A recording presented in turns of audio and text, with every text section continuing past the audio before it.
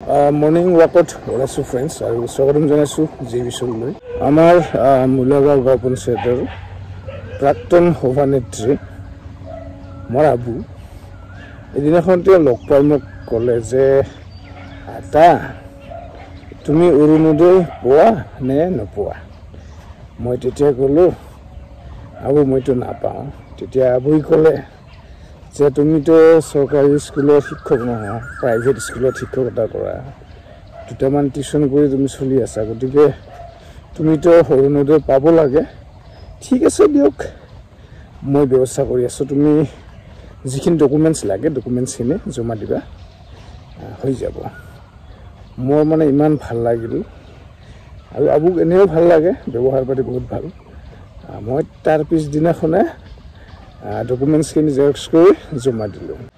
সেই আবুৱে আকৌ এটা কথা ক'লে, আবু মানে আমি যিটো আইতা বুলি কওঁ দেই, তেওঁ ক'লে যে তোমাৰ আৰু এজন বন্ধু আছে, তেওঁৰ নাম হ'ল ঋষিকেশ চৰকাৰ, তেওঁৰ কথাটো ক'লে।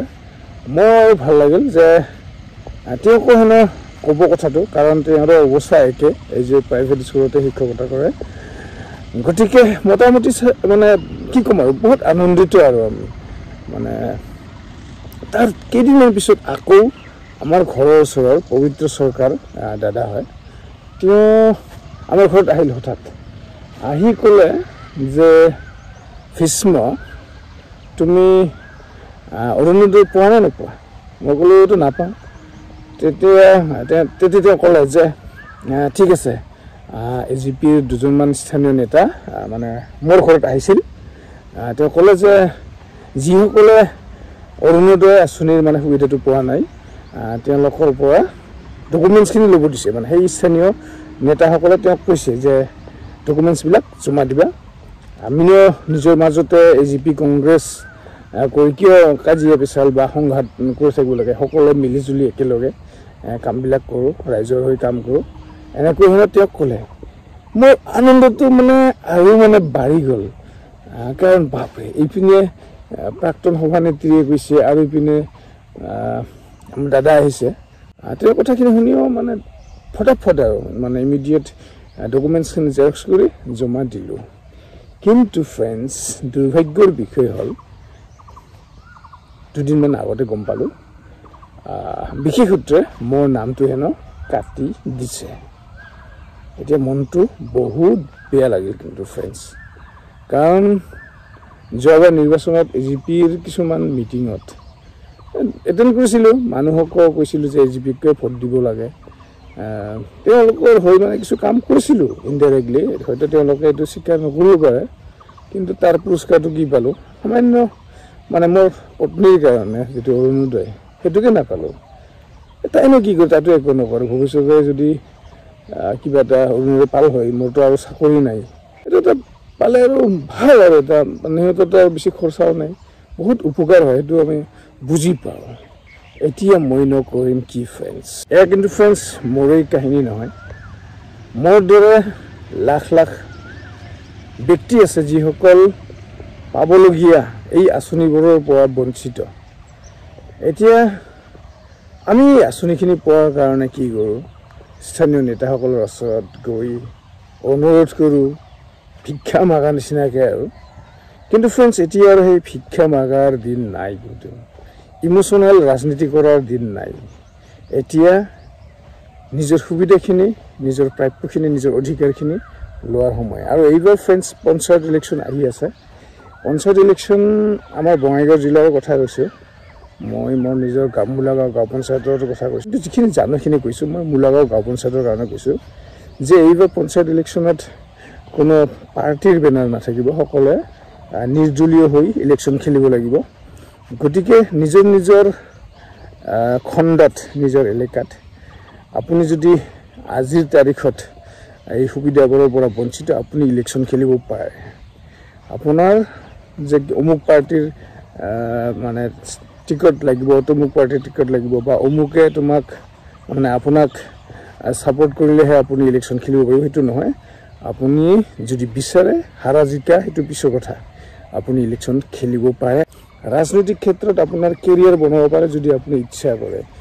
আৰু এতিয়া যদি কোনোবাই আপোনাক বাধা দিয়ে, তেওঁ আপুনি ক'ব পাৰে যে এয়া ৰাজনৈতিক অধিকাৰ মোক মোৰ অধিকাৰৰ পৰা বঞ্চিত কৰিব নিবিচাৰিব কাৰণ আপোনালোক শিক্ষিত আজি সাধাৰণতে দেখা যায় যিসকল আমাতকৈ বেছি নাজানে অপ্ৰিয় সত্য মই নিন্দা দিয়া নাই যিসকল আমাতকৈ কোনো গুণে বেছি নাজানে তেওঁলোকে এখন সমাজক নেতৃত্ব দি আছে ইলেকশ্যন খেলি আছে জিকি আছে খোৱাজনে খাইয়ে আছে যি পোৱা নাই তেওঁ কেতিয়াও পোৱাই নাই মানে পক্ষপাতমূলক নীতিৰে আমাৰ ৰাজনীতি চলি আছে সো মই আহ্বান জনাইছোঁ স্পেচিয়েলি মূলাগাঁও গাঁও পঞ্চায়তৰ উদীয়মান যুৱক যুৱতীসকলক আপোনালোক ওলাই আহক ৰাজনীতি কৰক কাৰণ ৰাজনৈতিক উন্নতি নহ'লে আমি কোনো ক্ষেত্ৰতে উন্নতি কৰিব নোৱাৰোঁ ৰাজনৈতিক পাৱাৰটো লাগিব বহুত ইম্পৰ্টেণ্ট পাৱাৰ সমাজৰ কাৰণেই হওক বা দেশৰ কাৰণেই হওক আপোনালোক ওলাই আহক আৰু এই যে সুবিধা পোৱা নাই ইয়াৰ মানে প্ৰতিকাৰ মই প্ৰতিৰোধ মানে প্ৰতিশোধ বুলি কোৱা নাই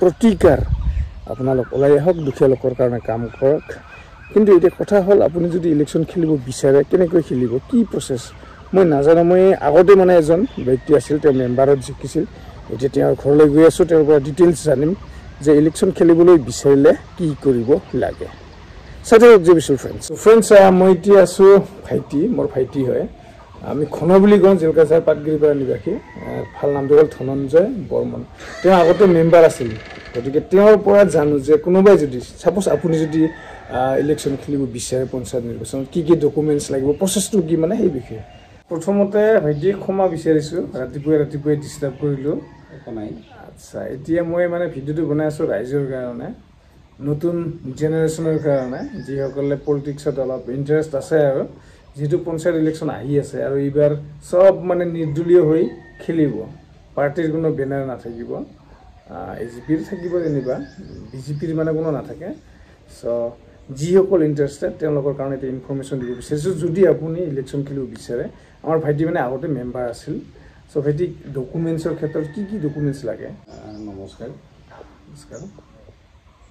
আচলতে ইলেকশ্যন খেলিলে আচলতে হয়তো বহুত ডকুমেণ্টছৰ দৰকাৰ হয় এতিয়া মাটি বাৰীৰ ক্ষেত্ৰত আমাৰ যেতিয়া বাকী যায় হয় সেইখিনি এটা প্ৰমাণপত্ৰ লাগিব মাটিৰ ক্ষেত্ৰত হয় দ্বিতীয়তে হ'ল পঞ্চায়তৰ ফালৰ পৰা এখন লাগিব বাসিন্দাৰ প্ৰমাণপত্ৰ লাগিব হয় লগতে মোৰ যিকোনো লোন নাই হয় বা লোন আছে বা নাই তাৰ বেংকৰ পৰা এখন লাগিব ষ্টেটমেণ্ট যে কয় ষ্টেটমেণ্ট আৰু লাগিব আৰু মোৰ ধৰ ভোটাৰ আই ডি পান কাৰ্ড সেইবিলাকে আৰু বেছি তাৰমানে লেনদেন ভাল থাকিব লাগিব মানুহজনৰ চব চৰিত্ৰ ভাল থাকিব লাগিব লোন লৈ যদি আৰু দিয়া নাই চ' এইখিনিয়ে ন বহুত বহুত ধন্যবাদ চ' ফ্ৰেণ্ডছ যদি ইণ্টাৰেষ্টেড ইলেকশ্যন খেলাৰ কাৰণে ডকুমেণ্টছখিনি ৰেডি ৰাখিব আৰু এটা হেৰি ভাল লাগিছে কি আগতে ইলেকশ্যন হ'লে